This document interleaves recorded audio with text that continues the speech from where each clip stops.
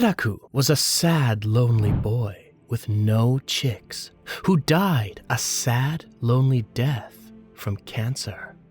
When the god figure gives Hiraku a chance to live again, he wishes to be healthy, to live peacefully, to speak the local language, and to spend his days on an idyllic farm. Hiraku woke up in the heavenly realm after his sad death.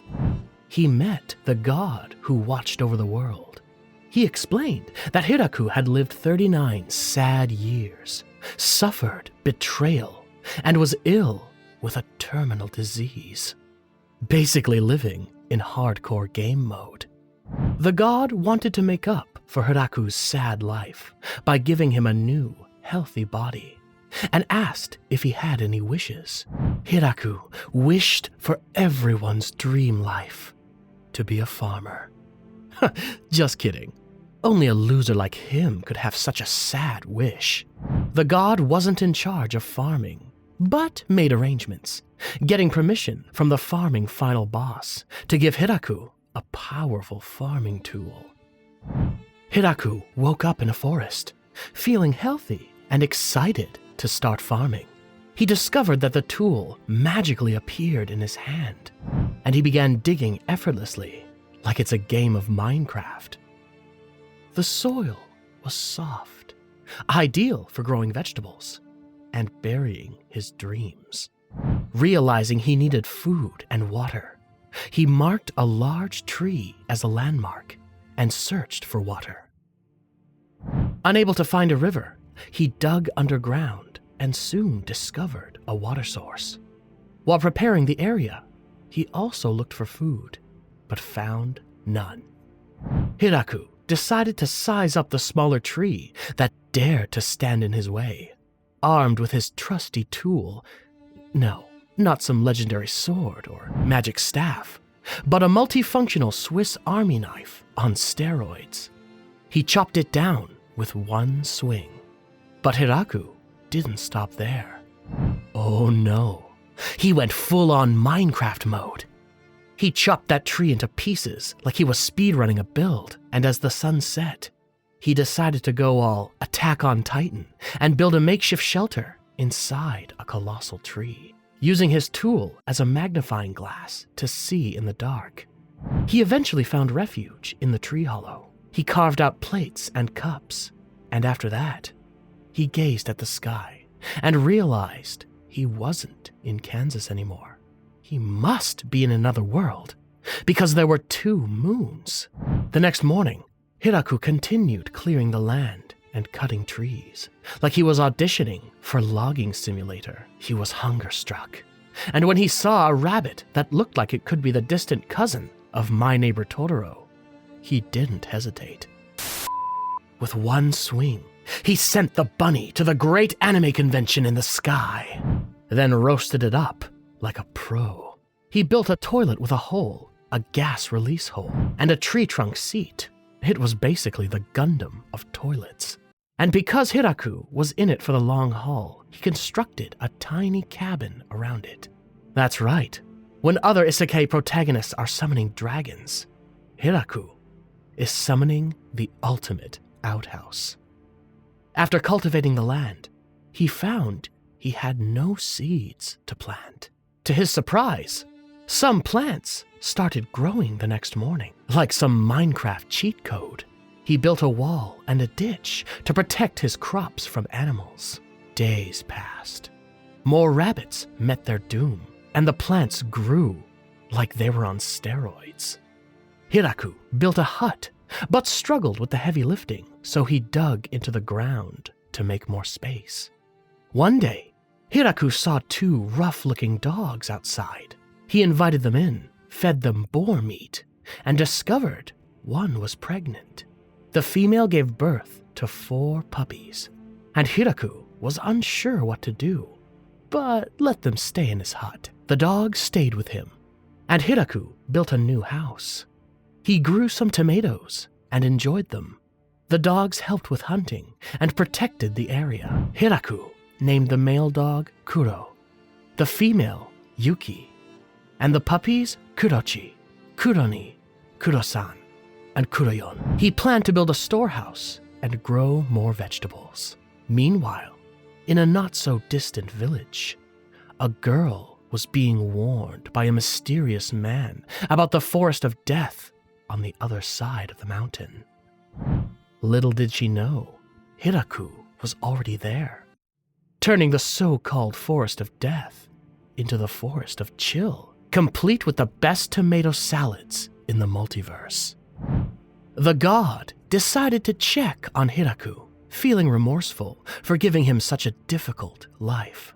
Upon inspecting, the god realized he had mistakenly placed Hiraku in the dangerous forest of death, acknowledging another error. It was like sending someone to the Pokemon world and dropping them in the middle of the Dark Souls universe. Meanwhile, Hiraku was busy living his best isekai life.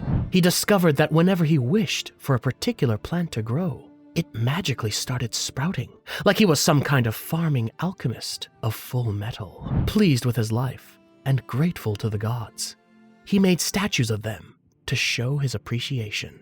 It was like he was offering an in-game tribute to the devs for buffing his character. Hiraku decided to plant fruits and enjoyed playing with his dogs, who helped him feel less lonely and find his way back to the camp. His trusty canine companions not only kept him company, but also acted like his personal GPS. During one of their explorations, they stumbled upon a river. Hiraku, ever the DIY enthusiast, planned to build a tunnel to bring the water back to his camp. But first things first, he constructed a riverside toilet because, let's be honest, even in another world, nature calls. Using his almighty tool as a makeshift wheelbarrow, Hiraku effortlessly expanded his crops, cultivating soybeans, but realizing he was missing one crucial ingredient: salt. Looks like the cooking with Kirito arc would have to wait. As winter approached and snow appeared on the mountains, Hiraku prepared by gathering food. Zabuton, a giant, surprisingly friendly spider with crafting skills that could make Animal Crossing's Tom Nook jealous, made a handkerchief for Hiraku and moved into the large tree. In exchange for food, the spider made clothes for Hiraku. With his new clothes and a good bed, Hiraku felt more civilized and not like a naked Steve in Minecraft. Winter began, and Zabuton hibernated in the tree, leaving Hiraku to fend off the feels of loneliness. Don't worry, we all know he's a pro at this.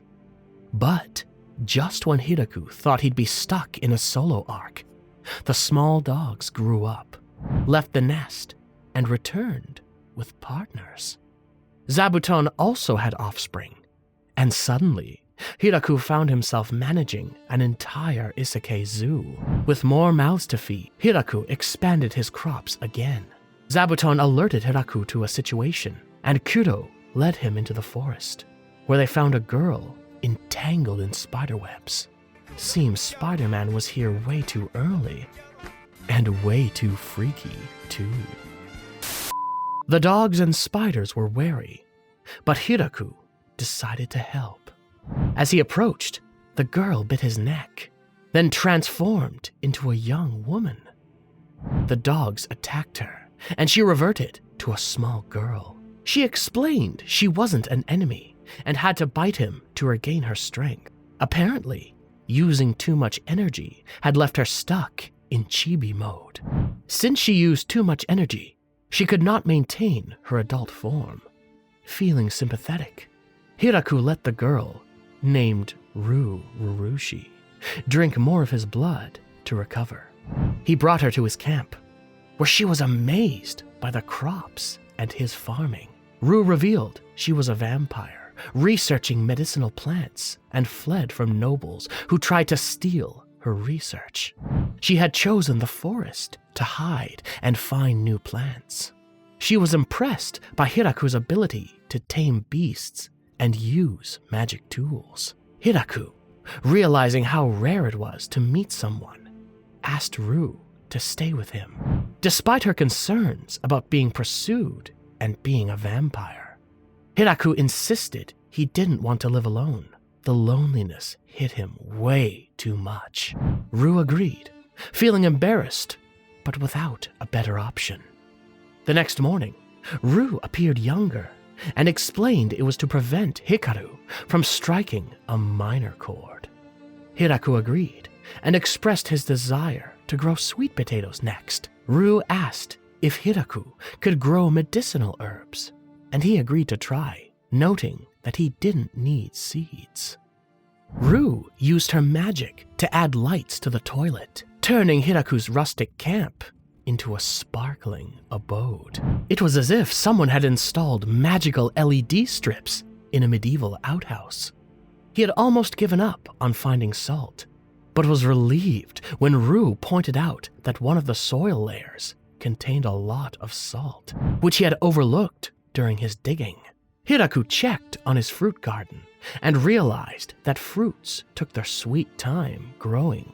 Zabuton alerted Hiraku to something happening, and he and Rue went to investigate.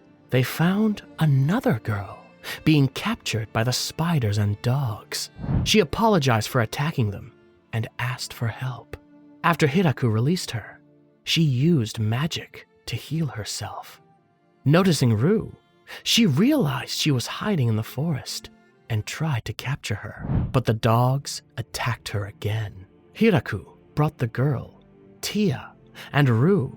Rue explained that Tia was in a similar situation, on the run. All the GTA 5-star stuff. The dogs, it turned out, were magic resistant, making them the ultimate anti-magic squad. Tia, who introduced herself as an angel, left Hiraku, wondering if she was sent by the gods to keep tabs on him. Rue quickly corrected him, explaining that the angels were more like battle-hungry warriors, strong physically, but not exactly the sharpest tools in the shed.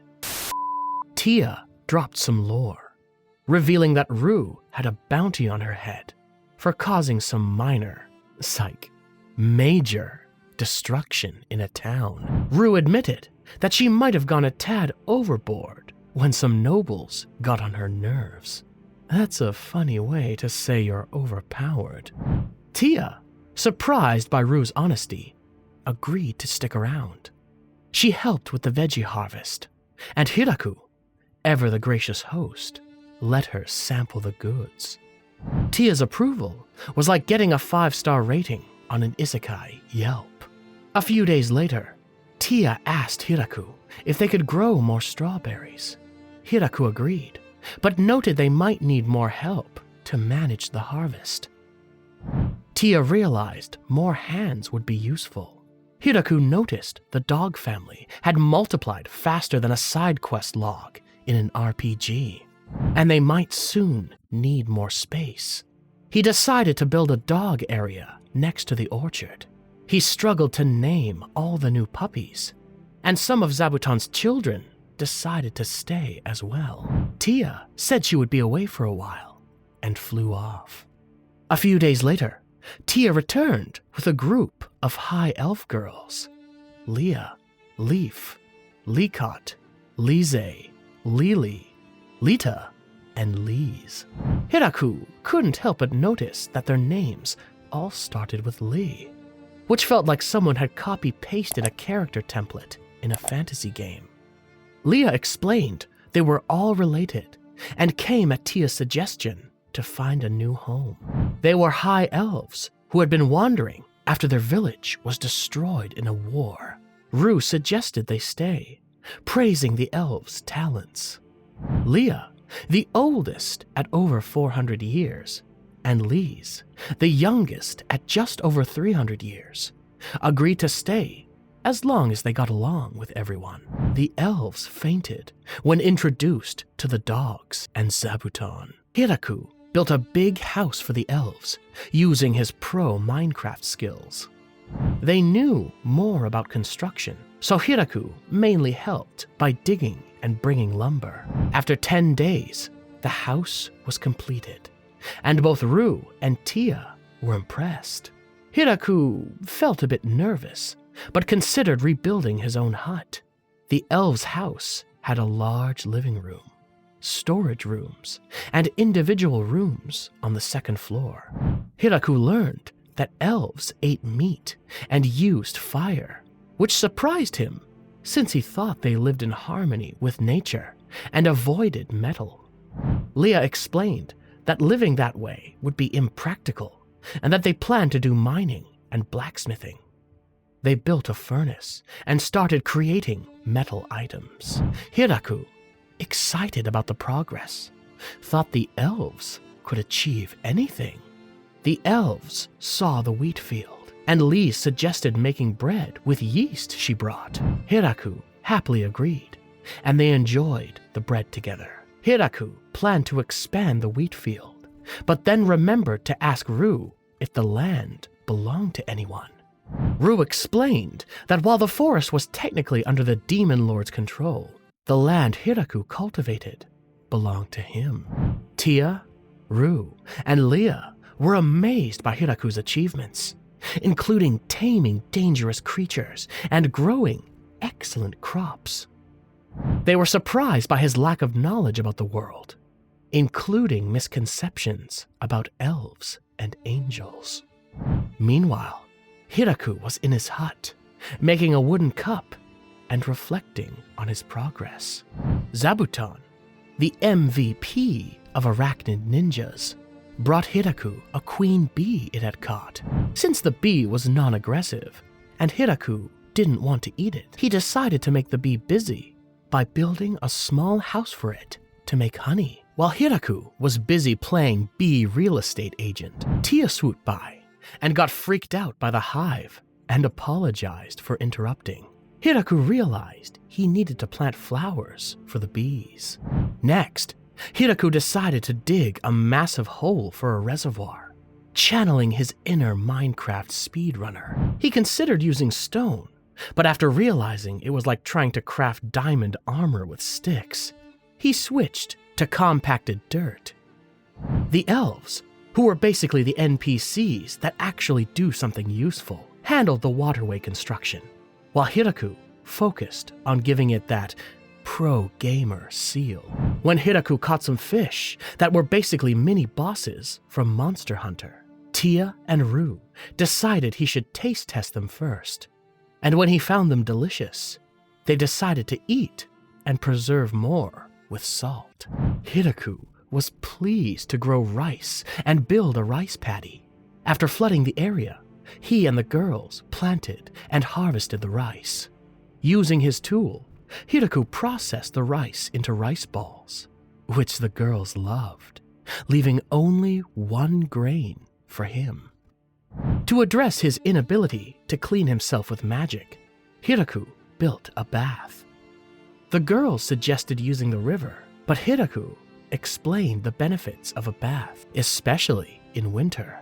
They helped build it, and Hiraku created a purification pool for wastewater using slimes, although he hesitated to use them for waste. Hiraku found mushrooms growing on wood logs and decided to grow his own. He used his tool to cultivate shiitake and shimeji mushrooms. In the evening, Hiraku taught the girls how to use a bath. Leah asked him to demonstrate, and as Hiraku enjoyed the bath, the girls joined him.